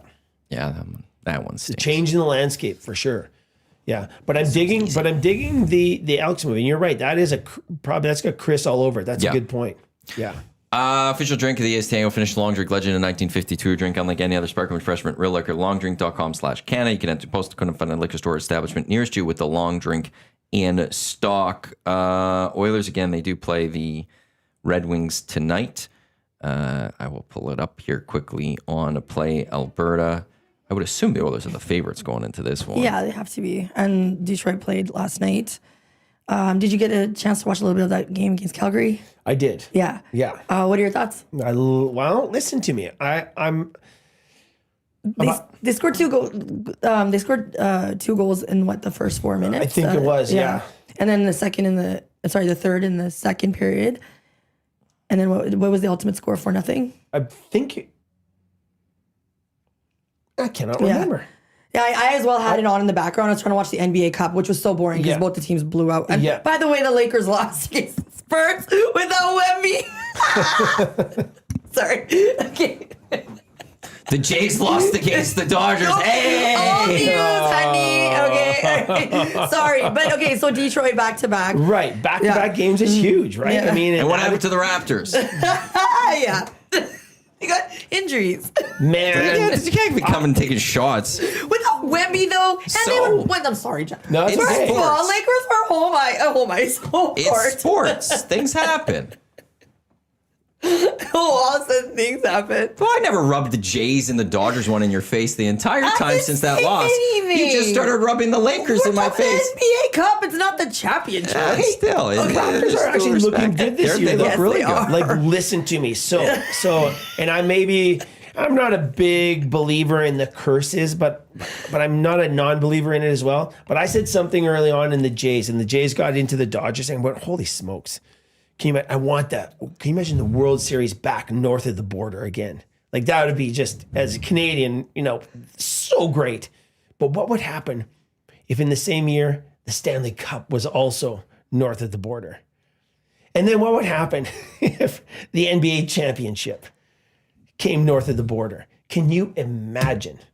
That was my conversation with my buddy the group. last Buddy time group. the World Series came north of the border in 2 years, and it looked like it was going to come for a third year, baseball shut down. Right. Yeah. That was one Yeah. thing that did happen. Yeah. And that's, hey, listen to me. That might be something we're facing here coming up with the CBA expiring. I know, Again. but they don't like it coming up here too much. No, they don't. But if you that's how had the makes it Stanley even- Cup, maybe not, if the NBA Cup, if the Raptors and the Blue Jays won in the same year, World Series and the Larry O'Brien, I don't think America would be too happy. No. Can you No. imagine how great I that think would the be? talking heads, like Stephen A. Smith, his head might explode. Just Probably. outright. Yeah, It absolutely. just might blow up. But I'm looking at the Oilers and their momentum, and I'm looking at the Blue Jays and their momentum. I say, could the stars align? Could the stars align and have 2 major championships north of the border? Can you imagine 3? Because the Raptors are, I think, again, It's OKC. yeah, OKC's winning they're the so championship. good. That's the only thing. Yeah. Man, they're making Which- games boring now. Hey, the MVP might then, and back to That's Canada. huge. He might just keep doing it. Right, Hamilton's own right. SJ, because I believe he's Hamilton. Yeah, I think so. I think Toronto keeps trying to claim him, but I think he's Hamilton. Yeah, because he went to their CFL game. Yep. Yeah. Yeah. I have a question from Lucas Holt for you, Crusher. Lucas. Yeah, he's got 2 questions. Okay. First part, who's your college team? You got a college football team? No, listen, I never really followed college, but it would probably be Tennessee. Knoxville. Vols? The Vols, yeah. Lucas used to like the Vols. there. He's a Husky now, but yeah, he used to be a since Vols. because I've been there, and they actually took me on a great tour of the. We had a minor league team in Knoxville, so I walk in there, and on game day, there's 110,000 people on the stadium grounds there. It's amazing. So, but I really did get into them for a while. And his second question was, and I know this is inside, do you have like a stone down? Yes, tell Do him you? it's down. It is down. So Lucas and I have hung out a couple times and done some bass. Yeah? My daughter's bought me a bass guitar for Christmas 2 Christmases ago, and I've never played before. Cool. So I started playing, and I of course watched the guys play. The Whale and the Wolf. I watched them play, and I got a couple of buddies that play guitar. So So you learned from them. well, so I'm saying, hey, I'll play bass. I thought it'll be fun. My girls get me a guitar, and I don't know how to play, and I don't have an amp. So they give me this guitar, and okay, now I got to learn how to play. And they thought, and honestly, talking, but I play every single day. And I've had Lucas has come over a couple times to give me some, and it's so much fun. But I'm going to get a little nerdy here. Go for it. But for me, just watch, how's this going to work? Because a lot of the talent research that's been done, like when we look at talent and skill acquisition and development, there's 2 real major areas of study. One is music. A lot of the research is done on music and musicians and how they develop and acquire expertise in their area. And the other is sport, of course, right? Culinary arts is another one, but everything else is so tough to measure. But music, sport, even the art of the culinary world is quite measurable. So the talent world, the research is focused there. And when they look at the musicians and the way they develop, one of the examples and one of the probably leading research studies are looking at the first and second violinist of some Philharmonic, the London Philharmonic. And they're going, what separates the number 1 chair from the second chair from everybody else who plays violin? What makes that human being playing the same notes just special? And they go back into the time and dedication and how they spend their time is what it comes down to. So I start this thing out and I'm going, okay, I'm going to learn this. I am fascinated, guys, on human learning, how I've learned how to play. If I'll do like 4 or 5 days and Lucas will come over and he'll give me some stuff to work on. I'll practice it and I suck. I'm terrible. But then I leave it for a couple of days and I come back and I can do it. In that time when I'm away, and we kind of know this about how learning and learning and skill development, in that time when my brain, even without me thinking about it, is mapping the stuff that's important in, right? And now I'm playing this stuff and it's so much fun. So Lucas, yes, I got it down, brother. It's fun. I need a drummer, a guitarist, and a vocalist now. and then we'll be set. Just that. That's nothing. No big deal. NBD. That's pretty cool. Yeah. I like that. Yeah, and it's fun, and I'm having a great time. So How have you found learning, at a later age? Because I want to do a later age. Well, I didn't. Later in your Yeah, jealous of his discounts. Yeah. I didn't know where that one as well. More mature. More mature. Yeah. You're in your later years, Jeff. Not the latest years. Yeah. After he consoling us, you rub it in his face. I want to learn languages again, but I can't. I feel like it's just hard to dedicate and get into I'm it. with you. And as your youth, your brain's just able to absorb a lot more. How do you find incredible. at such a young age of 35? No, and I'm joking, of course, but I had the same thoughts. But we know learning this new stuff is good for brain health, right? We know, for example, we have brain images of people jogging on a paved path, right? And the brain is actually very inactive because it's an automatic. It's like an autopilot almost. But we take you to Terwillegar Park and get you walking on one of the single track trails with roots and rocks and changes. Your brain's lit up like a Christmas tree. It is so much healthier for you in terms of the long-term benefits, right? So learning this stuff later in life is actually, we know this for a fact, is really great for brain health. So, and again, my mom, my dad, my grandfather on my mom's side had dementia and Alzheimer's, right? And he was a very, very important person to me. My mom had early onset dementia and Alzheimer's. And so there is a genetic connection there somehow. Am I vulnerable? I don't know. But, being active, sport helps, but this guitar thing. So to take the heat off you, Maddie, I had the exact same thoughts. Okay, I wonder how I'm going to respond to this new learning, right? Because I've been around baseball, kind of know Spanish, but I need to learn Spanish. So that's one of my bucket list things is to learn Spanish really well. Get that app, the Duolingo app. Yeah, but good for your brain though. Just if you're interested in doing it. But I think the thing here is, this is so much fun. Yeah. I don't know if learning a language is fun. Maybe you need to get with some people. That one you could. I used to speak a little bit better Ukrainian. I never spoke great Ukrainian, but I did it for 13 years through schooling. Yeah. I've lost most of it. Just because I don't speak it. My grandparents are passed. They were the ones I spoke to it mostly. So what language would you learn? I want to relearn Ukrainian. I would want to, which I think one of those things. I think I can't do it right now. But it's going to Ukraine I feel like it would help pick it up a little bit better. But Italian.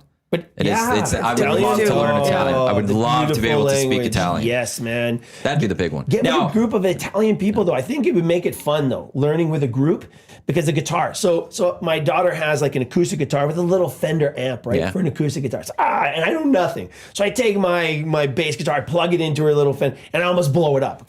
I didn't know this, but you're supposed to have a bass amp for a bass guitar. It's a totally separate thing. I wouldn't have known that either. No, I thought an amp was an amp. No. So I go down to Long and McQuaid, right? I'm going, okay. So before I left the house, though, I said, hey, what's my budget here? She goes, just be reasonable. And I don't know what that is. No, it's not. So I kind of took that as excellent. I didn't push it anymore. I said, I did not push it. I'm going, okay, it's kind of like a blank check. Because she has no idea how much this stuff costs. She goes, just be reasonable. I'm going, excellent. I will be reasonable. So you can go in and you can get probably a good little bass amp for, $300, $400, $500. You can get a really good just practice amp. Oh, no. These guys, they saw me coming a mile away, and I'm kind of glad they did. So I get this honking, amp. He goes, so what are you playing? Garage band kind of stuff? Yeah, garage band stuff, I say. So, you want to play over top of the drummer? I said, I definitely need to be heard over the drummer. I've never played with a drummer, but this is what I'm saying. He goes, this is exactly what you need. Mark Pro, do this thing. I plug it in, kaboom. It's like the opening scene of Back to the Future, man. And I come home, and I was in the doghouse for a couple weeks because that wasn't reasonable. You really, you took the reasonable and you stretched that very much. My reasonable was not her reasonable. So next time you give a number, when you say reasonable, it's very open to interpretation. I said, well, no, I was looking to the future. So when I'm playing with a band, I don't need to buy another one. I'm never going to play with a band. At least I don't think so. I would love to play with a band, just a fun band. Creating music is fun, and it's always fascinated me, right? One of the things we did with the Blue Jays is we had all this crazy room, but we actually started a band group because some of the guys would play. And so, some of them were really, really good, but it always fascinated me. Music guy for my life. Like, and with Lucas is a classic example. We actually had a couple of guys into the studio at TSN when we were talking about talent and talent development, and we were looking at the music side. How they have great music. Their music is phenomenal. And I'm going, how do you guys come up with these new sounds? You can think about Judas Priest or Metallica or Katy Perry or Kanye West. Yeah. Hey, but all these new sounds, right? That are just incredible. Geniuses. Yeah. How does that happen? I never really did music, so I never understood the process. Bohemian Rhapsody was a great one. So when I saw that, but kind of give you a little insight into the creative process of music making, right? And I totally appreciated that. So Brian Day, the lead guitarist, trying to get him on the show. We've been trying for a couple of years, and we almost had him on when we were back at TSN. But then him and Adam Lambert and the guys were touring. He says, Jeff, I can't do it right now. We're just touring too much. I said, okay, excellent. I'm going to stay in touch. He says, please stay in touch. I'd love to do it. So one of my goals this year is to get him on the show to talk about that and the history. And was Bohemian Rhapsody a good representation of the band's development? That's the one thing I wanted to ask him. And that's why I reached out to him. And I just emailed his website. I got a hold of his agent, as a matter of fact. And so I want to track that down. But no, I'm having so much fun with this guitar thing. Yeah, music's an interesting one because there's the people that know how to learn it by reading music. Yeah. And then there's those that it's just feeling it and they don't know how to read music, but they can actually just go perform. Yeah. That's wild to me. Yeah. Yeah. I know Lucas can play. Wow. And he's taught me just a couple of little basic bass things. It's so great, man. So he's been over a couple times. We jammed. Maybe next time you'll have to bring the bass and your big bass and we'll just get it going and shake the floors. And Benjamin Moore's going to be going, what's going on up there? It does. No doubt. It shakes the whole house, man. It's awesome. The windows are vibrating and then you can hear them yelling from upstairs because I'm down in the basement, right? I love that you went that way. I love that you did so that. So much fun. North Shore is actively looking for a bass player. North Shore is actively looking for a bass player. See. For those that don't know what North Shore is, I don't know why you don't, but that's Jay Milne's band. Yeah, we were just talking about it yesterday. So they were just talking about it yesterday. Yeah, we did like the Nasty Bash.